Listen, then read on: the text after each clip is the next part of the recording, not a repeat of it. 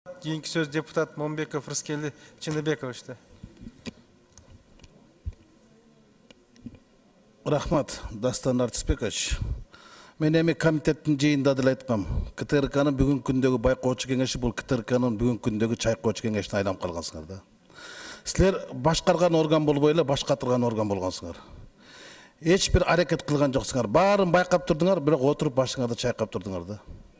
Мен депутат катары ушул байкоочу кеңешке добуш бергениңе арданам.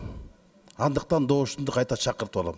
Силер тарын кетсеңер деле, таркап кетсеңер деле тарынган арас болот да. Илимдин ишиндеги ийгиликтери көп эле болду, бирок кемчиликтер деле кем болгон жок. Бирок силер бирин да байкаган жоксуңар. Байкоочу кеңеш силер үлгү боло алган жоксуңар, КТРК күзгү боло алган жок. Коомчулуктун бүгүнкү биринчи каналга берген баасы ушундай. Будан уялбай эле койгула. Мына Кубат Болотканов, сиз КТРКда да иштегенсиз, байкоочу кеңеште атат. Сиз ушул отчетко макулсузбу? Өзүңөрдүн берген отчетуңарга. Отчетуңарды карап көрдүм да. 3тен бири өзүңөрдүн өмүр баяныңар. 3тен бири илимдин маалымат отчет. Анан 3тен бири силердики. Шестаков актуальный разговор көрсөтүүсүнөн түз эфирге чыкты, Айбек Карма биринчи жолу түз эфирге чыкты дейт. Ушундай отчет болобу? Бир жылда 60 арыз түшүптүр. 12 айга бөлсөк 5тен арыз карадыңар. Демек силерге элдин ишеними арбын. Туурабы? Алкышыңардан да каргышыңар калың экен да. Анан кантип иштейсиңер?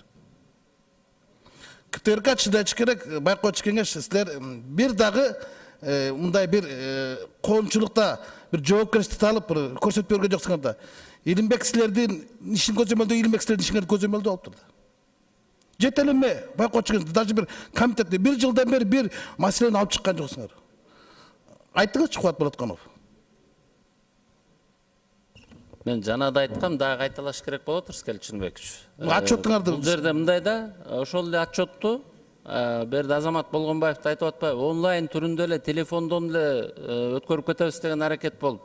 Анан ошонун тегерегинде бир топ байкоочу кеңеште ызы чуу болуп атып, анан кийинки жумада анан кийин байкоочу кеңеш силерде санарып көтүп кеткенсиңер, отчетту ушундай берип, онлайн менен берип. Эми ал жерде эң биринчиден кворум жок эле жүргөн керек болсо. Анан ошондой чатактар менен эле келаттык. Жанагы дагы бир нерсени баса белгилеп коюш керек да. Мисалы үчүн биз могу 17 жылдын отчетун берип атпайлы, 17 жыл боюнча. 17 жылдын башынан аягына чейин эле биз ушу каршылашып, тирешип, жанагынтип эле бири-бирибиз менен пикир келишпестиктер менен келдик.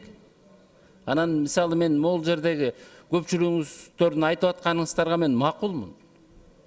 Жанагы Кандай Капашевдин суроосунан кийин тарап кеткенге, кетип калганга даярсыңбы дегенге даярмын деп атканымдын дагы себеби ошол. Себеп дегенде байкоочу кеңештин мүчөлөрү өзүңүздөр билесиздер, 5 киши президенттен келет, ошолго ылыктаган партиялардан келгендер бар. Керек болсо кворум кылып чогулта албай, кайсы бир маселени кароого таптакыр шарты жок болуп отуруп эле ушул күнгө келдик. Анан берде бүт жалпы байкоочу кеңештегилердин бардыгы бир ойдо, бир көз карашта ушинтип келдиңер дегенге мен макул эмесмин. Ар кимибиз өзүбүздүн оюбуз менен келдик. Мисалы бүгүнкү отчет бул Жыпар Жекшеевичтин отчету. Силердики эмеспи? Меники эмес бул.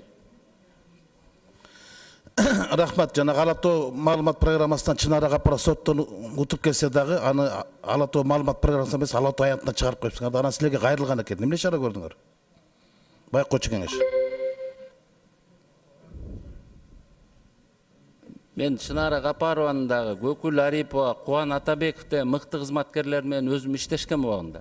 Ошон үчүн ар бирөөнүн кеткени боюнча дагы мен байкоочу кеңеште да ушул аталгандар боюнча сөз да кылгам. Аларга колубуздан келген колдоону кылып эле келгенбиз. Бирок көбүнчө баягы сот тарабынан сотко беришип, анан ошол өздөрү жеңдик деп Капаров айтып атат. Менин оюмча ал жакын арада кайра өзүнүн ишине киришсе керек.